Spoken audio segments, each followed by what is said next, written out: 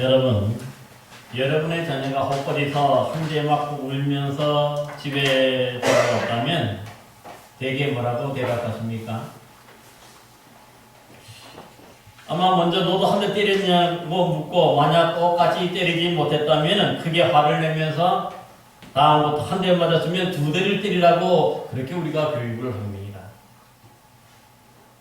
사실 우리 사람들에게는 이 방어 본능이라는 것이 있어서 그 누군가로부터 공격을 받거나 또 어떤 피해를 입으면 나 스스로 자신을 지키기 위해서 본능적으로 대항하고 또 맞서게 되는 것이 인지상정일 것입니다. 그러기에 내가 누군가에게 뭔가 큰 잘못 없이 한 대 뺨을 맞거나 했을 때면 내가 상대방을 또한 때리지 못한다면 어떻습니까? 엄청난 화가 치밀어 오르게 되는 거고 때로는 이 상처 때문에 펄쩍펄쩍 뛰면서 며칠씩 잠도 제대로 자지 못하는 그러한 일들도 벌어지는 것을 볼 수가 있습니다. 여러분 그러기에 뭔가 이 누군가로부터 공격받았을 때에 나도 뭔가 그 사람에게 대항하고 또 맞서는 것 자체를 어떻게 보면 사회법에서는 뭐라고 말합니까? 그걸 정당방위라고 그러죠. 정당방어라고 얘기해서 때로는 뭡니까 그것이 좀 지나치더라도 좀 처벌을 면하는 그런 일들도 하는 것을 볼 수가 있습니다. 그만큼 어찌 보면은 뭔가 내가 공격받고 뭔가 내가 피해를 입었으면 또 대갚아주는 것 그것이 지극히 당연하다고 생각하는데 문제는 뭘까요? 이러한 것들이 쌓이다 보니까 아주 자그마한 실수에서 뭔가 일이 벌어졌는데 나중에는 보니까 그 자그마한 실수에 대한 보복이 또 보복을 낳고 또 다른 보복을 낳다 보니까 나중에 서로가 망하는 것을 볼 수도 있는 것입니다. 오늘 말씀은 이제 예수님께서 바로 이 산상투훈을 통해서 가르쳐주는 말씀인데 바로 이 보복에 대한 말씀인 것을 볼 수 있습니다. 그러게 예수님은 먼저 당시 사회에서 이 구약의 율법이었던 눈에는 눈, 이는 이해라 하는 이런 말씀에 근거하여서 내가 어떤 공격을 당하거나 뭔가 피해를 입었다면 나도 보복하는 것이 당연하다고 그렇게 받아들였던 사회였습니다. 여러분 왜냐하면 이 구약 출애굽기 21장 23절 25절에 보니까 그러나 다른 해가 있으면 각때 생명은 생명으로 눈은 눈으로 이는 이로 손은 손으로 발은 발로 된 것은 된 것으로 상하게 한 것은 상하게 함으로 때린 것은 때린 것으로 갚을지니라 말씀하였기 때문에 또한 레위기 24장 19절 20절에도 보니까 사람이 만일 그의 이웃에게 상해를 입혔으면 그가 행한 대로 그에게 행할 것이니 상처에는 상처로 눈에는 눈으로 이는 이로 갚고 또한 남에게 상해를 입힌 그대로 그에게 그렇게 할지니라 말씀하셨습니다. 또한 신명기 19장 21절에서도 보면은 내 눈이 긍휼히 여기지 말라 생명에는 생명으로 눈에는 눈으로 이에는 이로 손에는 손으로 발에는 발로 하라 그렇게 말씀하고 있어요. 이렇게 거의 비슷한 말씀이지 계속해서 반복해서 뭔가 내가 다른 사람에게 공격을 받거나 피해를 받았으면 그대로 상대방에게 갚아주라고 구약성경 율법에서는 말씀하고 있습니다. 그런데 왜 초창기에 이렇게 눈에는 눈, 이에는 이, 생명에는 생, 손에는 손, 발에는 발로 그렇게 갚으라고 말씀하셨을까요? 사실 사람들이 한 대 맞으면 한 대만 때리는 게 아니지. 어떻게 하지? 10대, 100대 사람이 죽도록 패는 것을 볼 수가 있어. 그게 인지상정이고 사람의 심리잖아요. 내가 뭔가 이런 손해를 받았으면 다른 사람에게 몇 배, 4배, 5배로 또 대갚도록 하는 것이 그렇게 원하고 있기 때문에 그런 것 아닙니까? 사실 그래서 사람들은 되게 보니까 이 마음 자체가 한 대만 맞으면 한 대만 때리면 되는 게 아니라 뭐 5대, 10대, 50대, 100대까지, 100대까지 이상으로 갚아버리기 때문에 그런 걸 방지하기 위해서 한 대 맞았으면 어떻게 합니까? 내가 한 대만 때리라는 거고요. 또 내가 이 손이 이렇게 상했으면 어떻습니까? 상대방이 똑같은 손에만 입히면 되는 거예요. 그러니까 이 초창기에 하나님이 말씀하신 이 율법의 말씀의 뜻은 뭐예요? 그만큼 과하거나 너무 이 말씀을 남용하여서 크게 갚지 말라는 거죠. 똑같이 갚게 해줌으로 해서 혹시 실수로 잘못한 사람들도 배려하고 그 보호하기 위해서 눈에는 눈, 이에는 이라 하는 이런 말씀으로 가르쳤던 것을 볼 수가 있습니다. 그런데 이 시간이 흐르면서 이것이 이제 오남용이 되기 시작하는 거죠. 성경에서 이렇게 눈에는 눈, 이에는 이로, 손에는 손, 발에는 발로 갚으라 그랬으니까 나중에 보니까 힘 있는 사람들은 항상 갚을 때에 한 배만 갚는 게 아니라 몇 배, 수십 배, 수백 배를 갚아버리니까. 그러다 보니까 이 사람이 흔히 말하는 세상 말로 뭐가 됩니까? 묵사과를 만들어 버리는 거예요. 완전히 짓밟아 버리는 거예요. 여러분 요즘에도 그 이스라엘과 이 팔레스타인 이 사람들 사이에 전쟁이 끊이지 않는데 사실 이 팔레스타인 사람들은 어떻습니까? 힘이 없으니까 로켓포를 써요. 그래서 이 로켓포를 쏘더라도 한 대 쏘면은 사실은 보면 요즘에는 이 반격해가지고 그걸 공중에서 폭파시켜서 크게 피해가 입지 않는데 만약에 그렇게 한 대 쏘면은 이스라엘은 어떻게 하죠? 어떻게 돼갔습니까? 비행기를 동원해요. 전투기를 동원해가지고 그것을 완전 10대 맛으로 만들어버리는 것을 볼 수가 있어요. 이것은 지나치게 과한 것인 것을 볼 수가 있습니다. 여러분 성경에도 보면은 그 창세기 34장에 보니까요. 이 형 에서를 속이고 장자의 축복을 빼앗았던 이 야곱이 그 형을 두려워해가지고 외삼촌의 집 라반의 집으로 피해 있었죠. 20년간 있다가 거기서 이제 두 떼를 이루고 또 뭡니까 아내도 얻고 자녀들도 얻어서 이제 가나안 땅으로 귀향하게 되는데 그들이 오는 길에 어떤 일을 당하냐면 이 야곱이 이 딸 디나가 뭔가 이 세겜 땅을 지나면서 그것이 뭔가 궁금해서 호기심이 있었는지 나갔다가 그만이 폭행을 당하죠. 성폭행을 당했어요. 그러니까. 그러니까 이 야곱의 아들들은 어떻게 합니까? 아버지는 말렸죠. 야곱은 말렸어요. 그러지 말라. 근데 그 오빠들은 이 11명의 오빠들이 어떻게 하죠? 겉으로는 평화조약을 맺어서는 그들의 그 조건을 따르는 척하는 것이지만은 속으로 보니까 그들이 그래서 남자들은 다 할례를 받게 만들어요.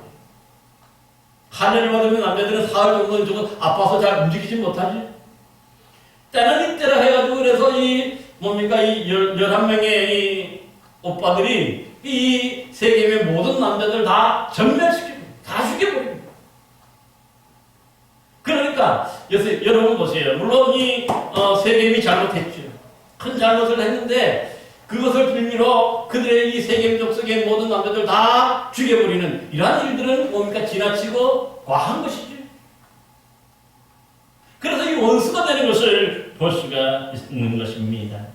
그래서 적어도 성경 말씀에 의한다면은 이 야곱의 아들들이 행했던 이런 과한 이런 보복이 그들이 정당한 거죠. 왜냐하면은 먼저 시비를 걸었고 먼저 이렇게 나쁜 짓을 저질렀습니다. 그런데 오늘 예수님은 어떻게 말씀합니까? 그러지 말라는 거죠. 오히려 오늘 본문 말씀에는 39절에 보니까 나는 너희에게 이르노니 악한 자를 대적하지 말라고 이렇게 말씀합니다. 그러니까 적어도 뭔가 내가 당했으면 당한 만큼만이라도 갚아줘야 되는데 한 대를 맞았으면 한 대라도 때려줘야 되는데 예수는 그렇게 하지 말라고 말씀하고 있어요. 오히려 아예 뭐라고 말합니까? 악한 자를 대적하지 말라 그렇게 말씀하고 있는 것을 보고 있는데요. 여기 대적하지 말라는 말씀은 뭐냐면 내가 당한 만큼 내가 피해를 입은 만큼 대갚아주고 보복하려는 그런 마음 자체도 갖지 말라는 그런 뜻인 것을 볼 수가 있습니다. 특별히 오늘 본문에 보면은요 악한 자라고 말씀하고 있죠. 여러분 이 악한 자는 뭡니까? 그냥 평범한 사람이 아닌 여기서 말하는 이 악한 자라 하는 것은요 소위 나쁜 의도를 가지고 계획적으로 그 사람을 괴롭히고 뭔가 이 피해를 입히는 그런 사람들을 뜻하는 말입니다. 어찌 보면 이런 악한 자들이 이렇게 뭔가 나쁜 짓을 해고 고의적으로 뭔가 이렇게 하는 것을 그냥 내버려두면 안 되지. 왜냐면 이 악한 자들을 그냥 이렇게 나쁜 짓을 하는 걸 그대로 내버려두면 그것을 또 뭡니까? 잘못한 줄도 모르고 똑같은 일들을 또 하기 저지르기 때문에 이런 사람들은 어떻게 보면 그냥 내버려두면 안 되죠. 더 강하게, 더 압박해서 그들에게 뭡니까? 모두 다 빼앗을 수 있을 정도로 그렇게 해야 되는 것이 어떻게 보면 사람들의 마음인 것을 볼 수가 있습니다. 그런데 오늘 예수님은 그렇게 하지 말아요. 왜 우리가 큰 피해를 입고 이렇게 뭔가 큰 일을 당했으면은 당연히 그대로 갚아야 되는 것이 당연한데도 왜 예수님은 우리에게 갚지 말고 우리가 이런 악한 자들을 대적하지 말라고 말씀하고 있는 것일까? 사실 우리가 원수 갚는 것은요, 성경에 보면 우리 사람의 몫이 아니라 바로 하나님의 속하였고 하나님이 하시는 일이라고 말씀합니다. 여러분, 그래서 로마서 그 12장에 보면 사랑하는 자들아 내가 친히 원수 갚지 말고 하나님의 진노하심에 맡기라 기록되었으되 원수 갚는 것이 내게 있으니 내가 갚으리라고 주께서 말씀하시니라 그렇게 말씀합니다.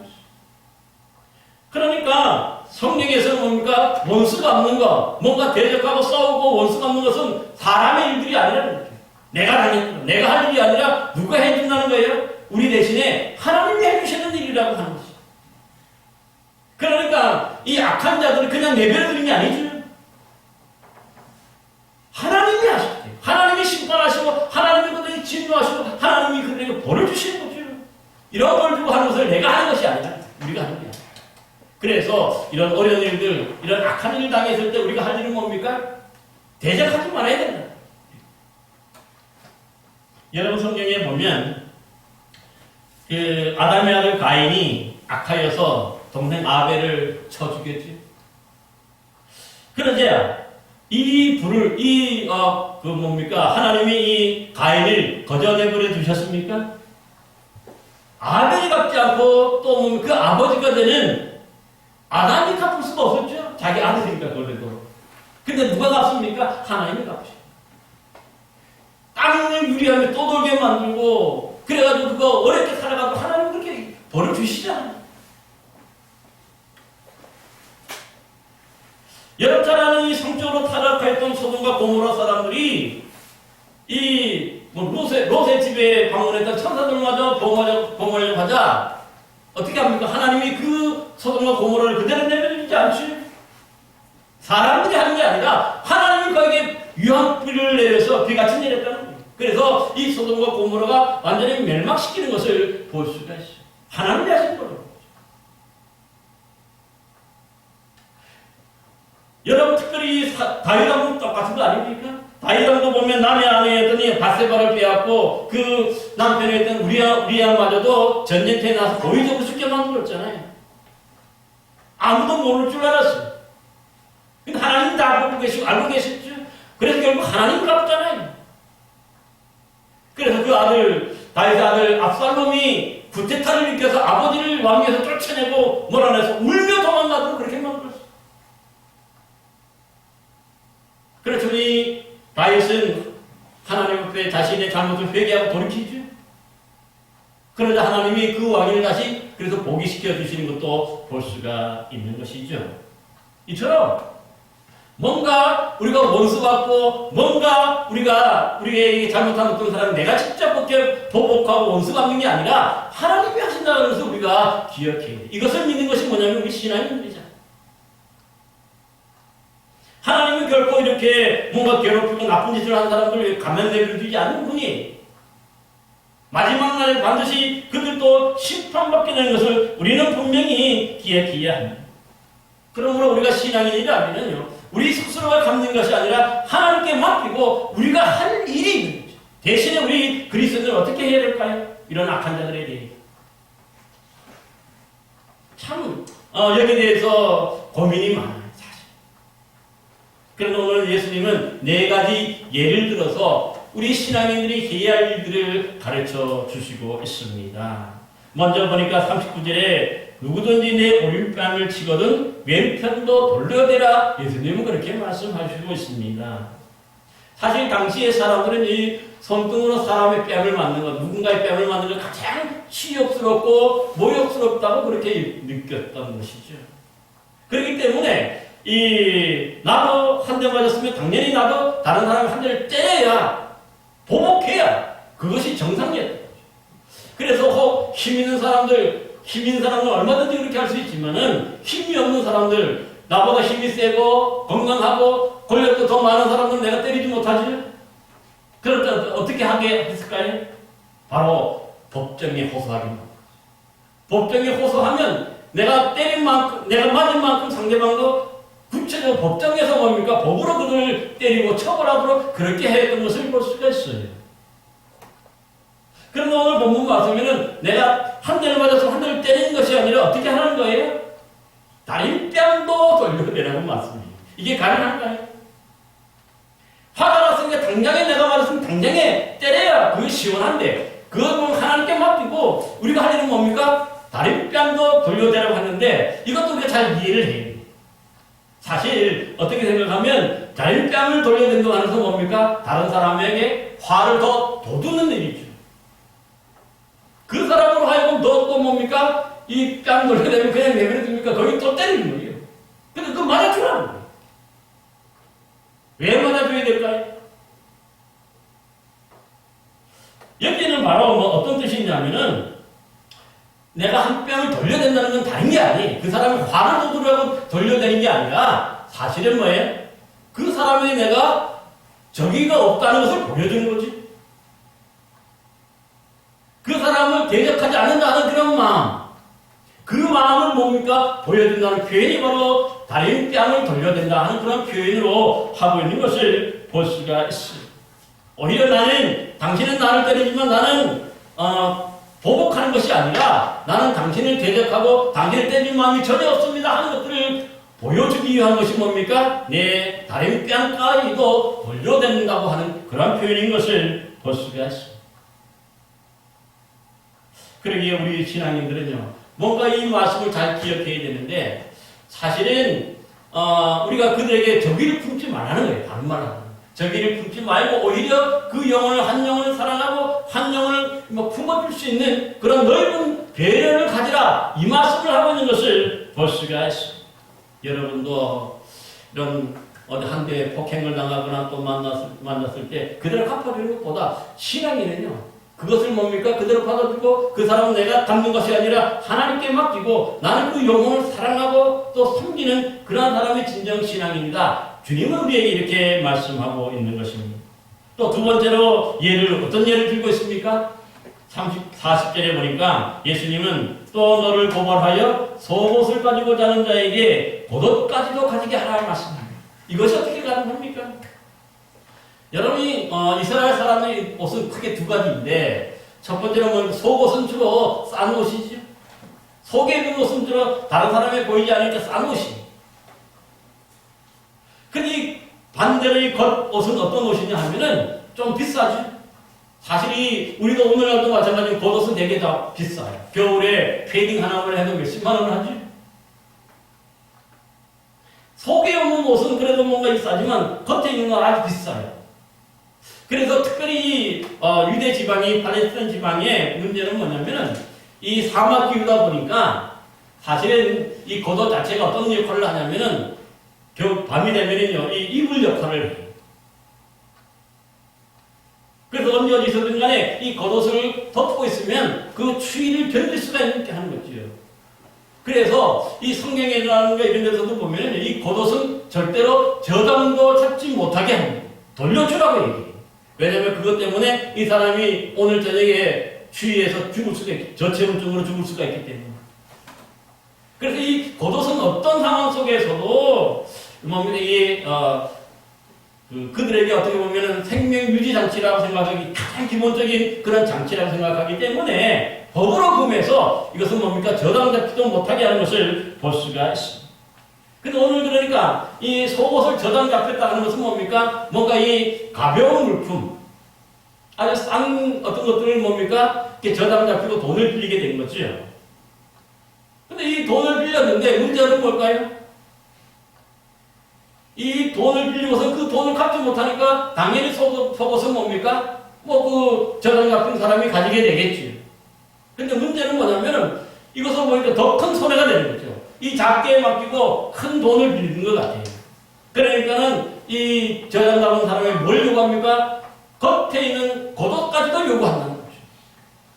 왜냐면 그 팔아서 갚아야 되기 때문에. 그래서 이제 법으로는 이 거석을 사실은 뭡니까? 저당 잡히지도 못하고 이거는 건들 수가 없는 것인데 주님 그 고도까지 주라고 얘기해요. 왜 그렇게 말씀하셨을까요?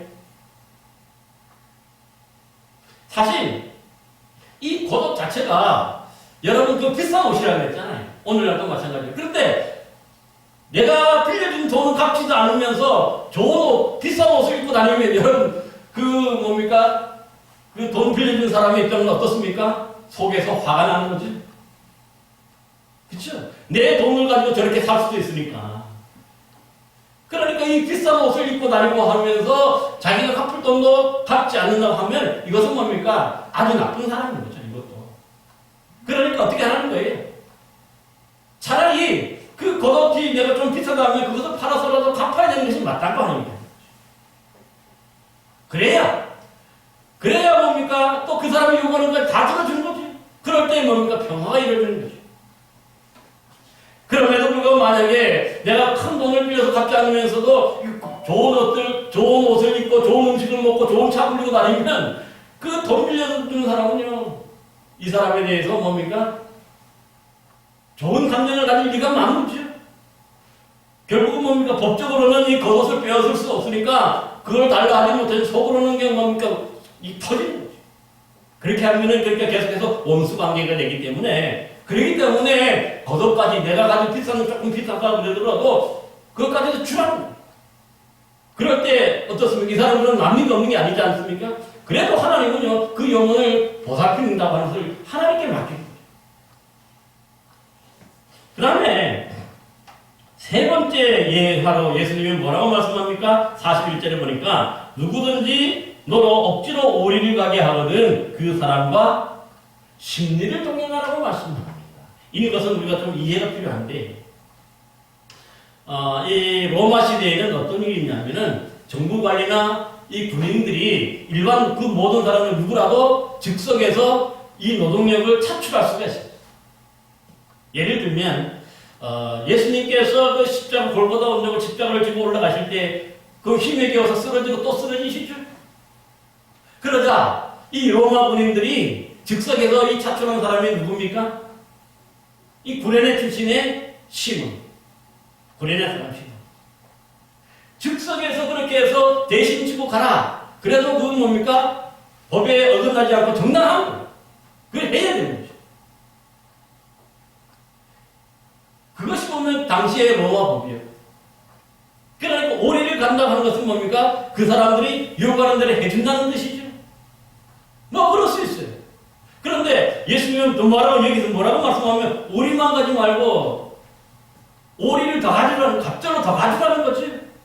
이게 무슨 뜻이죠?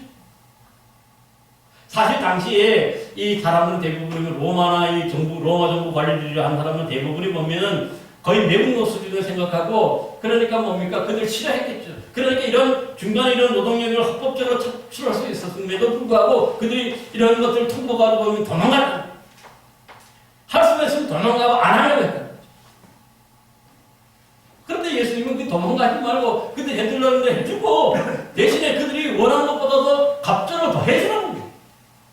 그러니까 오리는 어떻게 보면 의무적으로 갔다면, 책임 때문에 갔다면 오리는 뭡니까? 내 사랑과 내 섬김과 내 배려 때문에 가는 거예요. 여러분, 그러니까 오리만 가지면 되는데 심리를 가지면 그 관리들이나 그 로마 군인들이 어떻게 생각할까요? 적대감이 없겠죠. 오히려 호의감을 가질 수밖에 없고 오히려 그래서 그 안에서 평화가 이루어지기 때문에 그런 거죠. 이게 진짜 우리 기독교인들, 우리 신앙인들, 우리 믿음의 자녀들이 행해야 될 그런 삶의 모습임을 말씀하고 있습니다. 왜냐하면 하나님의 사랑으로 그 영혼을 사랑하기 때문에 그러한 것임을 볼 수가 있습니다.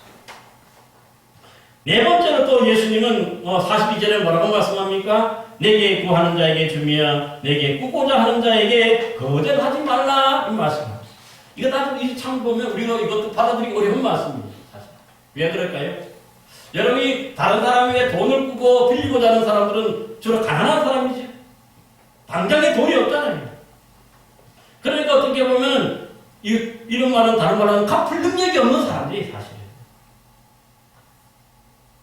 그러니까 그럼에도 당장에 뭔가 이 목돈이 필요하니까 누군가에게 돈을 빌리는데 결국은 어떻습니까? 그러니까 순수한 사람도 몇몇 있겠지만 또 때로는 어떻습니까? 아예 갚을 생각도 안 한 무조건 빌리고 보자 하는 그런 뭡니까? 심보로 이 빌리는 사람들이 있는 것이죠. 그럴 때 여러분 어떻게 해야 됩니까? 내가 손해볼 것이 뻔하죠. 받지 못할 것이 뻔해요. 그냥 이 사람이 보니까 지금 보면 갚을 능력이 하나도 없는데 한 달 후에 그것을 갚을 능력이 어디서 생깁니까? 그런데 뭡니까? 주님은 뭐라고 말합니까? 내게 구하는 자에게 주고 내게 꾸고자 하는 자에게 거절하지 말라고 말씀하고 있어요. 참 예수님도 이런 말씀 좀 안 했으면 좋겠는데 주님은 주의 백성이 이렇게 말씀하고 있어요. 그들의 이 나쁜 의도를 뻔히 알고 있으면서도 주님이 이렇게 왜 그럴까요? 그만큼 뭡니까? 그 사람들이 당장 갚을 능력이 없지만 그만큼 당장에 필요하니까 이것을 이 사람을 죽을 수도 있거든요. 사실. 그들의 이 나쁜 의도를 뻔히 알면서도 그럼에도 그들에게 이렇게 뭡니까? 구하는 자에게 주고 또 꾸고자 하는 자에게 거절하지 말라고 그렇게 주님은 말씀하는 것을 볼 수가 있습니다. 사실 이렇게 손해보면 하나님이 가만 내버려두지 않죠. 하나님은 결코 하나님이 이 손해보지 않도록 해주시는 분이 그래서 갚아주시고 채워주시죠. 이 사람을 통해서는 내가 손해보고 이 사람을 통해서는 내가 크게 많이 당했지만은 그러나 그 당하고 손해본 것을 하나님이 다른 사람을 통해서도 갚아주시고 또 채워주시는 것을 볼 수가 있습니다. 하나님이 바로 복의 근원이 되시기 때문에 하나님 아버지가 우리의 아버지가 되신다는 것을 믿는다면은 당연히 채워주시잖아요. 그러니까 그 하나님이 다른 데로부터라도 채워주실 것을 믿고 우리가 또한 거절하지 말고 또 구워줘야 된다. 그렇게 말씀하는 것을 볼 수가 있는 거지요. 근데 문제가, 여기 또 한 가지 문제가 있어요. 근데 반대로 그렇지 않고, 뭔가 이 사람의 나쁜 의도를 알고 있으니까 함부로 구워줄 수 없죠? 이 손이 빌려집니까, 그게? 뻔한 나쁜 의도를 잘 알고 있는데. 근데 거기에 너무 집착하다 보면은, 우리 신앙인들이 사실 이 하나님의 나라, 우리 신앙을 잊어버리는 경우가 많아요. 왜냐면 내 것을 지키려고 하다 보니까. 하나님께 맡기는 게 아니라 내가 지키려고만 하다 보니까 하나님의 나라, 우리 신앙인의 그 모든 걸 다 잊어버리게 돼요. 그러기에 예수님이 참 어려운 말씀을 우리에게 해주신 것인데 그럼에도 불구하고 하나님이 채워주심을 믿고 그들에게 구워주고 또 거절하지 말라고 그렇게 말씀하시는 것을 볼 수가 있습니다. 그러므로 오늘 이 네 가지 말씀 자체가 사실 우리 본능적으로는 어렵고 힘든 일이 감당하기 어려운 일들이죠. 오른뺨을 치면 왼뺨을 돌려대고 또 속옷을 달라는 자에게 겉옷까지 주고 또 오리를 가져가는 자에게 심리를 가지고 구고자 하는 자에게 주고 또 이 구하는 자에게 또 거절하지 않는 것 자체가 참 어렵습니다. 그렇지만은 우리 주님이 우리에게 주신 은혜가 뭐지? 우리는 아무것도 없지만은, 한 것이 없지만은, 그 예수님께서도 십자가의 공로로 우리의 모든 죄를 다 용서해 주시고, 우리를 구원해 주시죠. 그 은혜를 기억하고 하면, 우리가 하지 못할 것이 아무것도 없는 것을 볼 수가 있어요. 우리가 이 믿음이 있다면, 얼마든지 또한 감당할 수 있게 되는 것도 우리는 기억해야 할 줄로 믿습니다. 그러므로, 우리 힘으로, 우리 능력으로는 힘들지만은, 그러나 우리 주님의 그 죄사함의 능력, 그 보혈의 능력을 우리가 믿고 의지해서 우리 모두 하나님 나라에 들어가려고 하면 이러한 마음, 이런 주님이 가르치신 이런 말씀대로 순종하여 살아가는 저와 여러분들이 되어야 할 줄로 믿습니다. 그럴 때에 정말 십자가 위에서 하나밖에 없는 생명까지도 우리를 위해서 내어주신 그 큰 사랑을 기억하면서 우리도 이렇듯 어려운 사람들을 베풀고 또 관용을 하고 또 사랑하고 또 그들을 배려할 때 이런 사람이 진짜 하나님 나라의 백성으로서 하나님의 영광을 드러내고 또 구원의 그 은혜가 여러분들에게 넘치게 될 줄로 믿습니다. 우리 모두도 어렵지만 그런 이 믿음의 말씀을 따라서 말씀대로 실천하고 순종하는 저와 여러분 되시기를 간절히 기원합니다. 기도하겠습니다.